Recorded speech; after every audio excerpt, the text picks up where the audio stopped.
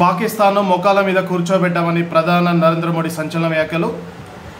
మన భద్రతా బలాలు పాకిస్తాన్ను మోకాళ్లపై కూర్చోబెట్టాయని ప్రధాని నరేంద్ర మోడీ అన్నారు. ఏప్రిల్ 22న జరిగిన ఉగ్రదాడికి 22 నిమిషాల్లో బదిలిచ్చామని పేర్కొన్నారు. ఆపరేషన్ సింధూర్ను ఉద్దేశించి ప్రధాని ఘాట్ వ్యాఖ్యలు చేశారు. ఆపరేషన్ సింధూర్లో ఉగ్రవాదులను ఏరువేతకు త్రివిధ దళాలకు పూర్తి స్వేచ్ఛనిచ్చామని, ఈ ఆపరేషన్ విజయవంతం కావడంతో దేశ ప్రజలు గర్విస్తున్నారని రాజస్థాన్లో బికనేర్లో జరిగిన సమావేశంలో చెప్పారు. సింధూరం బగ్గుమంటే దాని ఫలితం ఎలా ఉంటుందో అందరూ చూశారు. ఏప్రిల్ 22న ఉగ్రదాడికి ప్రతిగా 22 నిమిషాల్లోనే ఉగ్రస్థావరాలను ధ్వంసం చేశాం. ఉగ్రమూకలను మట్టిలో కలిపాం. నా సిరల్లో రక్తం కాదు, సింధూరం ప్రవహిస్తుంది. పాక్లోను రహీమ్యూర్ ఖాన్ ఎయిర్బేస్ ఐసీయూలో ఉంది. అణుబెదిరింపులకు భారత్ ఏమాత్రం భయపడదు. పాక్తో ఎలాంటి వాణిజ్యం చర్చలు ఉండవు. చర్చల మాట అంటూ వస్తే అది పాక్ ఆక్రమిత కాశ్మీర్ గురించే.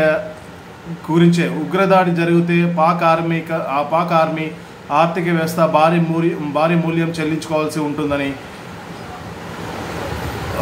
చెల్లించాల్సి ఉంటుందనేసి భారత్ స్పష్టం చేశాం.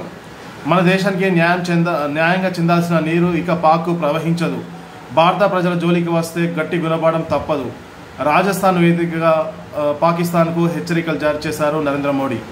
భారత్ను అభివృద్ధి చెందిన దేశంగా మార్చేందుకు మౌలిక సదుపాయాల కల్పన కోసం భారీ కృషి జరుగుతుంది. ఈ దిశగా గత 11 ఏళ్లుగా అవిశ్రాంతంగా పనిచేశాం. భారత రైలు నెట్వర్క్ ఆధునీకరిస్తున్నాం. వేగం పురోగతికి వందే భారత్, అమృత్ భారత్, నమో భారత్ రైలు ప్రతీకలు అంటూ కేంద్ర ప్రభుత్వం చేపడుతున్న అభివృద్ధి కార్యక్రమాల గురించి ప్రస్తావించారు. అమృత్ భారత్ స్టేషన్ పథకం కింద పునర్నిర్మించిన దేశ్నోక్ స్టేషన్ ప్రారంభించారు. అలాగే బికనేర్ ముంబై ఎక్స్ప్రెస్ రైలుకు జెండా ఊపి ప్రారంభించారు. అనంతరం విద్యార్థులతో ముచ్చటించారు.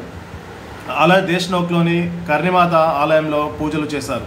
ఏప్రిల్ 22 జరిగిన జమ్మూ కాశ్మీర్లోని పహల్గామ్ ఉగ్రదాడిలో ఉగ్రవాదులు మారణ హోమానికి పాల్పడిన సంగతి తెలిసిందే. దానికి బదులుగా ఆపరేషన్ సింధూర్ పేరిట పాక్ ఆక్యుపై కాశ్మీర్లోని ఉగ్రస్థావరాలను భారత బలగాలు ధ్వంసం చేసిన సంగతి తెలిసిందే.